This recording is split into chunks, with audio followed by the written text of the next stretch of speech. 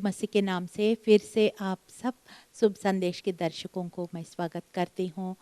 जैसे है हमेशा हम नया साल में प्रवेश कर चुके हैं और प्रभु का वचन हमारे अंदर है, हमारे जीवनों में है। परमेश्वर के लिए धन्यवाद और शुभ संदेश चैनल के लिए तमाम लोग जो आपके पास तक ये पहुंचने के लिए, वचन पहुंचने के लिए सहायता करते, धन्यवाद। चलिए छोटी सी प्रार्थना के साथ शुरुआत करेंगे। धन्यवाद परमेश्वर, हालेलुया।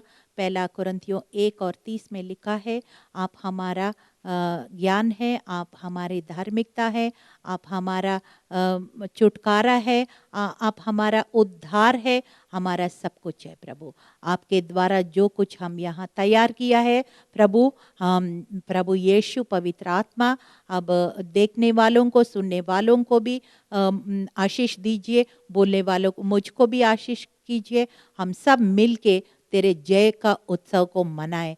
सारा आदर और सारी महिमा आपको देते प्रभु यीशु। हम घटे आप बड़े, यीशु मसीह के जीवित और सामर्थी नाम से मांगती हूँ, आमीन।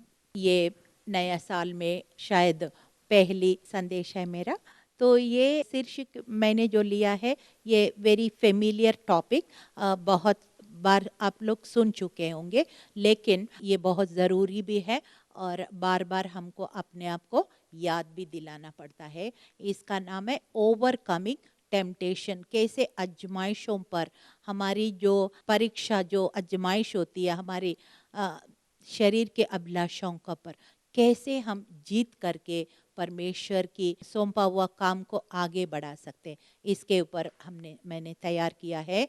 वो लिया है मत्ती 4 अध्याय, मैथ्यू चैप्टर 4 1-11 स्क्रिप्चर्स में थोड़ा थोड़ा करके पढ़ रहे हैं। इसमें हम सीखते हैं कि शैतान जो है, जो हमारे ऊपर अभिषेक है, कुछ टास्क है, कुछ काम करना है, कुछ अचीव करना है परमेश्वर के द्वारा, वो खाली नहीं बैठता है ना कुछ वो अस्त्र को उपयोग करना चाहता है।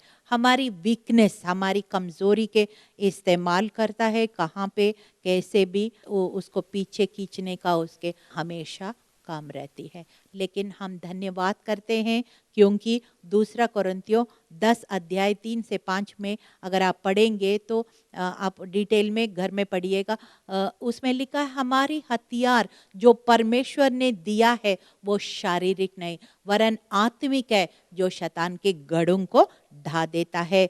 तो इसलिए ये जो हथियार हमको जितना हो सके एक पूरी ताकत से, तन में, मन से और प्रार्थना के द्वारा, भक्ति के द्वारा हम इस्तेमाल करके ये शैतान जो आजमाइशों को लाता है कि उसके ऊपर हमको जय पाना है। अगर ये मत्ती 4 से 1-11 तक अगर पढ़ेंगे ना, कुछ बातें बहुत मतलब तीनों बार जो यीशु मसीह को नहीं छोड़ा, तो आप सोचिएगा आपको छोड़ेगा नहीं छोड़ेगा, लेकिन प्रभु का धन्यवाद हो, हमें हथियार दिया गया है। और इस पैसेज में मैं खास चीज़ें कुछ नोटिस किया, वो आपके सामने बताना चाहती हूँ। उसमें लिखा है कि यदि यदि यदि तीनों स्टेटमेंट्स जो शैतान यीशु मसीह को बोलता है, उसमें यदि यदि इंग्लिश में इफ, IF ऐसे यूज़ किया गया है, इस्तेमाल किया गया। ये क्यों ऐसे करता है कि सबसे पहले क्या है कि परमेश्वर ने जो वचन हमें दिया है, जो विश्वास हमें दिया है, जो उद्धार हमें दिया है, उस ऑथेंटिसिटी मतलब उसका जो ओरिजिनल, वो उसका अर्थ को ट्विस्ट करने के लिए वो क्या करता है, हमारे जीवन में डाउट लाने का कोशिश करता है। मैथ्यू 27:40 उसमें पढ़ेंगे तो लिखा है, और ये कहते थे, हे मंदिर को ढाने वाले और 3 दिन में बनाने वाले, अपने आप को तो बचा, यदि तू परमेश्वर का पुत्र है तो क्रूस पर से उतर आ। ऐसे जब यीशु मसीह क्रूस पे था तब भी वो कह रहे, यदि तू परमेश्वर का पुत्र है तो क्रूस से उतरा। लेकिन यीशु मसीह को पता है क्रूस के द्वारा जाना ही था, तभी मानव जाति का कल्याण होगा। इसलिए वो कुछ भी बोलते रहेंगे, आपको उल्टा सीधा कुछ भी डाउट कर डालते रहेंगे, तो आपको रिजेक्ट करना है। जैसे यीशु मसीह ने जवाब नहीं दिया और वो क्रूस के द्वारा गया, तो आज हमें उद्धार मिला है। ऐसे ही आपको जीवन में शैतान क्या करता है, डाउट को लाने का कोशिश करता है। उत्पत्ति 3:4 में भी लिखा है, तब सर्प ने स्त्री से कहा, तुम निश्चय ना मरोगे। परमेश्वर ने बोला तू निश्चय, ये इतने हजारों करोड़ों वहां पे आदन की बगीचे में इतना पेड़ है, लेकिन एक पेड़ से नहीं खाने के लिए बोला। और शैतान आके उसी पेड़ को खाने के लिए बोल रहे, और ये क्या बोल रहे, तू निश्चय ना मरोगे। परमेश्वर ने बोलेगा मरोगे तो ना मरोगे। मतलब scripture if it comes to you in negative sense, it is not from God. वचन को ही घुमा के अगर आपके पास में आता है तो ये परमेश्वर की ओर से नहीं है। क्योंकि यहाँ भी हम देखते हैं शैतान स्क्रिप्चर से ही, वचन को ही कोट करते हुए उसको नेगेटिव मीनिंग लाने का कोशिश करे। इसलिए हमको वचन का ज्ञान बहुत जरूरी है। दूसरा तिमोथी 3:16-17 में लिखा, संपूर्ण पवित्र शास्त्र परमेश्वर की प्रेरणा से रचा गया, उपदेश के लिए, समझाने के लिए, सुधारने के लिए, धार्मिकता की शिक्षा के लिए लाभदायक है, और परमेश्वर का जन सिद्ध बने, हर एक भले काम के लिए तत्पर रहे। हालेलुया। यानी कि मतलब क्या है, वचन को ट्विस्ट करके नेगेटिव वे में लेके आएंगे। अगर आपका वचन आपके अंदर भर भर के नहीं रखा है, तो फिर वो ट्विस्ट करके आपको कल्ट ग्रुप में, कोई भी ऐसे गलत शिक्षा में लेके जाना, उसके लिए बहुत आप इजी टारगेट बन जाते हैं। इसलिए एक और चीज मैंने देखा कि यीशु मसीह जब शैतान को सामना करते हैं तो हमेशा तीनों बार it is written, English Bible में इट इज रिटन, ऐसे वचन में ऐसे लिखा है। ये 3 बार यीशु मसीह ये बात कहते हैं। इसका मतलब क्या है, रिटन वर्ड जो लोगोस बोलते हैं, स्पोकन वर्ड रेमा बोलते हैं। रिटन वर्ड पहले आपको सीखेंगे और उसको बोलते, मुंह से बोलते भी रहेंगे, तो वो बाद में आपको रेमा वर्ड बन जाएगा। लेकिन अगर आप वचन ही नहीं पढ़ते हैं, टाइम ही नहीं है, हर चीज के लिए टाइम नहीं है, फिर कैसे होगा। भजन संहिता 119 और 105 में लिखा, तेरे वचन मेरे पाँव के लिए दीपक और मार्ग के लिए उजाला है। हालेलुया। ये दुनिया की ये जीवन यात्रा जैसा, जंगल जैसे अंधकार है, चारों तरफ खतरा है। अगर वचन एक टॉर्च लाइट की तरह हमें नहीं दिखाएंगे तो हम खतरे में पड़ सकते हैं ना। तो भजन संहिता 119 और 11 में लिखा है, मैंने तेरे वचन को अपने हृदय में रख छोड़ा ताकि तेरे विरुद्ध मैं पाप ना करूं। यानी कि दाऊद कहता है, किताब से ज्यादा वचन को मैंने अपने दिल में रखा है। हालेलुया। जब दिल में रखते हैं कोई छीन भी नहीं सकते हैं। और फिर आपको जब आजमाइश आएगा ना, तुरंत वो वचन आपको याद आ जाएगा और फिर वो पाप से, वो आजमाइश से आप बच जाएंगे। हालेलुया। एजिकियल 3:3 में लिखा है ना कि तब उसने मुझसे कहा, हे मनुष्य के संतान, ये पुस्तक जो मैं तुझे देता हूँ उसे पचा ले और अपनी उथड़ियों इसे भर ले। अतः मैंने उसे खा लिया और मेरे मुंह में वो मधु की जैसे मीठे लगने लगे। हालेलुया। यिर्मयाह को बहुत बड़ा टास्क दिया परमेश्वर ने, और वो पूरा करना है तो उसको सबसे पहले क्या करने की जरूरत थी, वचन को अपने खा खा के अपने सिस्टम के अंदर फिट करनी थी। इसलिए परमेश्वर बोल रहे खा ले। और जब खाते समय थोड़ा सा उसको कड़वा लगा, लेकिन अंदर जाके बहुत मीठा लगा। ऐसे ही होता है ना, कड़वी दवाई जब पीते हैं तो अच्छा नहीं लगता, लेकिन हमारी बीमारी को वो ठीक कर देता है ना। रेवलेशन 10:9, वो प्रकाशित वाक्य 10:9 में भी यूहन्ना से भी परमेश्वर ऐसे ही कह रहे हैं।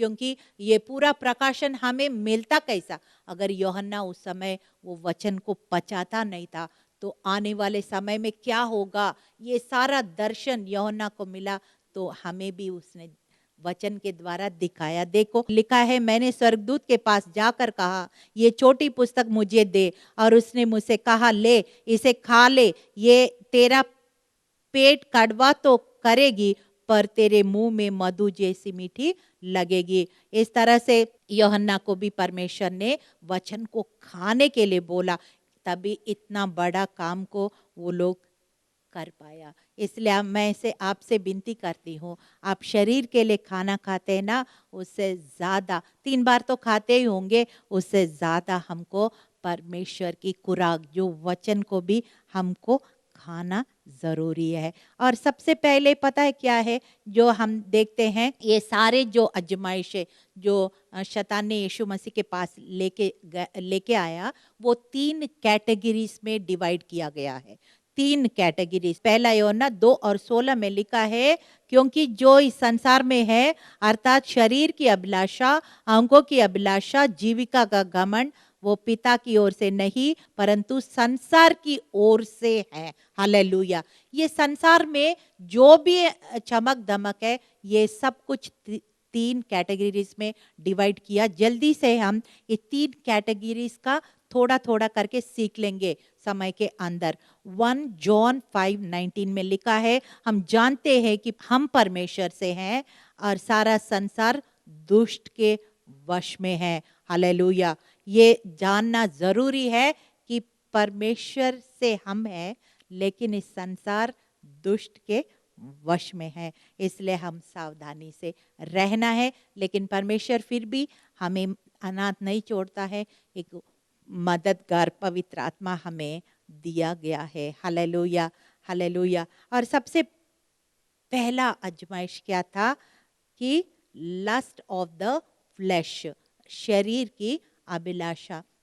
मत्ती 4:3 और 4 मैं पढ़ रही हूँ। तब परखने वाले ने पास आकर यीशु से कहा, यदि तू परमेश्वर का पुत्र है तो कह दे कि ये पत्थर रोटियां बन जाए। यीशु ने उत्तर दिया, लिखा है मनुष्य केवल रोटी ही से नहीं परंतु ये हर एक वचन से जो परमेश्वर के मुंह से निकलता है जीवित रहेगा। हालेलुया। यानी कि मतलब क्या है, हमारा शरीर में हंगर, भूख, रोटी कपड़ा मकान तो ये बेसिक नीड्स है ना, तो ये लेकिन ये जरूरी है, खाना तो खाना है, लेकिन उसमें एक्सट्रीम कुछ हिट नहीं करना है। कोई ज्यादा खाना खाना खाना दिन भर अगर खाने में ही पकाने में ही ज्यादा समय बिता रहे तो it is not from God, परमेश्वर की ओर से नहीं है। आपको पता है खाने के थ्रू ही सबसे पहले हम सोचते हैं खाना है बड़ा पाप नहीं है, लेकिन पता है खाने से ही शुरुआत होता है। हवा ने भी खाने के थ्रू ही गुनाह किया है। नीति वचन 23:1 और 3 में लिखा, जब तू किसी हाकिम के संग भोजन करने बैठे तब इस बात को मन लगाकर सोचना कि मेरे सामने कौन है। यदि तू अधिक खाने वाले हो, थोड़ा खाकर भूखा उठ जाना।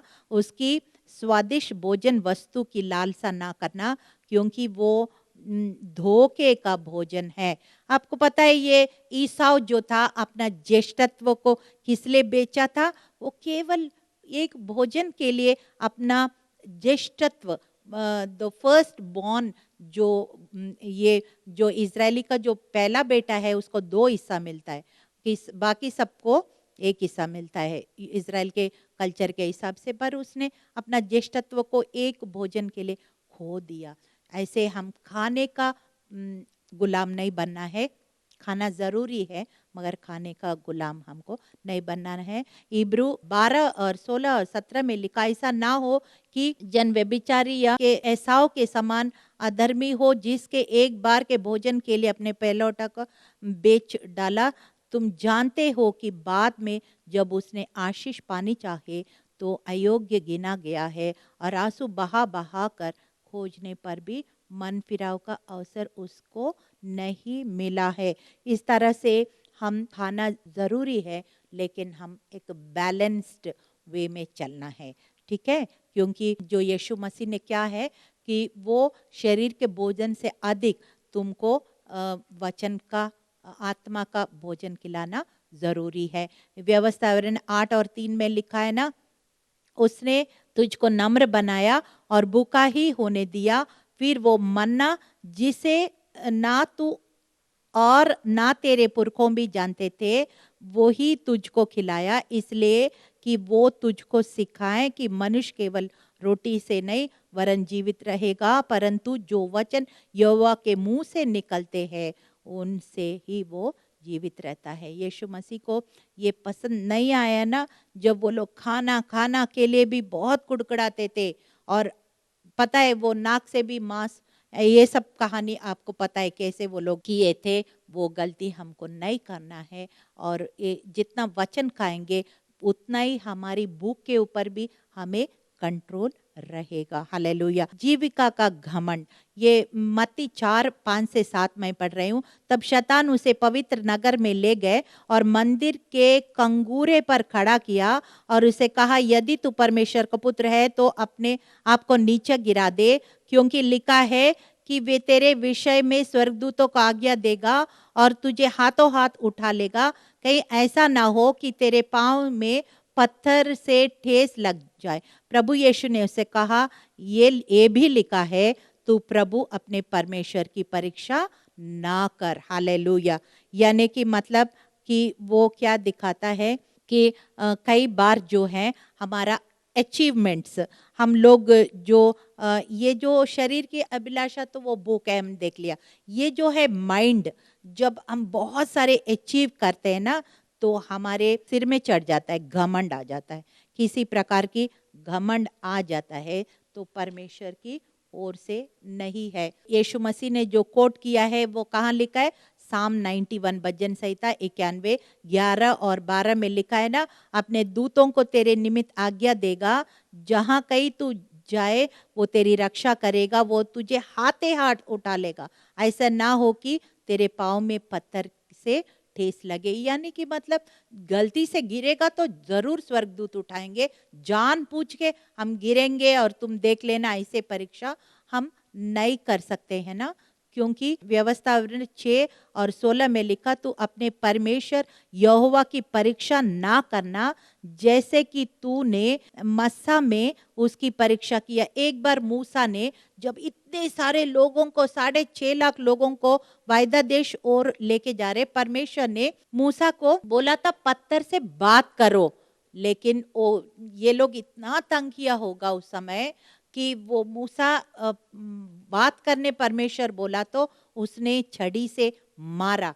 और फिर ये बोला, गिनती 20वां पद और 12 में देखते, तब परंतु मूसा और हारून ने, यहोवा ने कहा कि तूने जो मुझे पर विश्वास नहीं किया और मुझे इस्राएलियों के दृष्टि में पवित्र नहीं ठहराया, इसलिए तुम इस मंडली को उस देश में पहुंचाने ना पाओगे जिसे मैंने तुम्हें दिया है। यानी कि मूसा को इतना कड़ी परिश्रम करने के बाद, इतना समय लगाने के बाद, इतना परमेश्वर के आदेशों को सुनने के बाद भी छोटी सी गलती, वो पुराना नियम में था, छोटी सी गलती घमंड जैसे लगा, क्योंकि सारे लोग मूसा की ओर देख रहे थे और परमेश्वर की ओर नहीं देख रहे थे। इसलिए मूसा जब उसने अपनी मर्जी से, परमेश्वर ने उसको बोलने के लिए बोला तो उसने मार के कुछ कुछ बोला, गलत शब्द इस्तेमाल किया, तब परमेश्वर ने उनको वायदा देश को पहुंचने के लिए नहीं दिया, सिर्फ देखने के लिए दिया।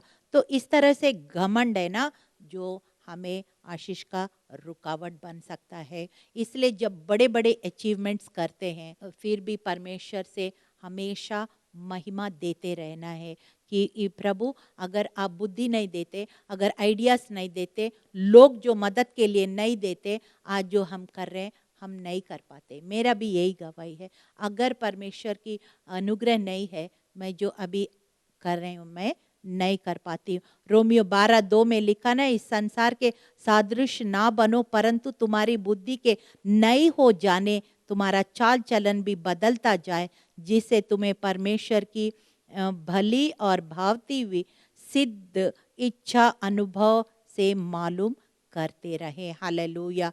और पहला योना 2:17 में लिखा, संसार और उनके अभिलाषाएं दोनों मिट जाते हैं, पर जो परमेश्वर की इच्छा पर चलते हैं वो सर्वदा बना रहेगा। तो हमेशा आपका टारगेट क्या होना चाहिए? परमेश्वर की इच्छा पूरा करने। ऐसे टारगेट हर चीज में, हर एक दिन, हर एक टास्क में ऐसे रखेंगे, कभी घमंड आपके जीवन में आ नहीं सकता। मत्ती आखिरी आजमाइश जो यीशु मसीह को शैतान ने दिया, वो लस्ट ऑफ द आईज, आंखों की अभिलाषा, वो हम पढ़ेंगे मत्ती 4:8 से 11। फिर शैतान ने उसे एक बहुत ऊंचे पहाड़ पर ले गया और सारे जगत के राज्य और उनका वैभव दिखाकर कहा, यदि तू गिर कर मुझे प्रणाम करे तो मैं सब कुछ तुम्हें दूंगा। ये यीशु ने उसे कहा, हे शैतान दूर हो जा, क्योंकि लिखा है तू प्रभु अपने परमेश्वर को प्रणाम कर और केवल उसी की उपासना कर। तब शैतान ने उसके पास से चला गया और स्वर्गदूत आकर उसकी सेवा करने लगा। आपको पता होना चाहिए यूहन्ना 12:31 उसमें लिखा, इस जगत का न्याय होता है, इस जगत का सरदार निकाल दिया जाएगा। कि देखो इस संसार का सरदार जो शैतान तो है, लेकिन ये भी पता होना चाहिए वो ही the ruler of this world will be cast out, वो बाहर किया जाएगा। इसलिए जो बाहर निकाला दिया जाएगा उनके ऊपर क्यों हम डर के कंट्रोल में रहे, कि परमेश्वर के स्वरूप और सादृश्य में हम बदलते जाना है। और फिर हमारे जो लिखा है ना कि हमारे आंखें जो है, बाइबल में क्या लिखा है, आंखें जो है ये घर का जो खिड़की होता है ना, कि हम खिड़की को खोल के पूरा घर देख सकते हैं ना, ऐसे ही हमारे आंख है। मत्ती 6:22 में लिखा है, शरीर का दिया आंख है, इसलिए यदि तेरी आंख अच्छी हो तो तेरा शरीर भी उजाला होगा। आपको पता है जब हवा को शैतान ने आजमाया तो पहले उसने क्या कर दिया, अच्छी तरह उस फल को देखो, अच्छी तरह उस पेड़ को देखो। मतलब जो परमेश्वर नहीं देखना चाहते हैं उसी को दिखाएगा। आज भी शैतान वही काम करता है, जो नहीं करना बोलेंगे तो उसी के ऊपर हमारा ज्यादा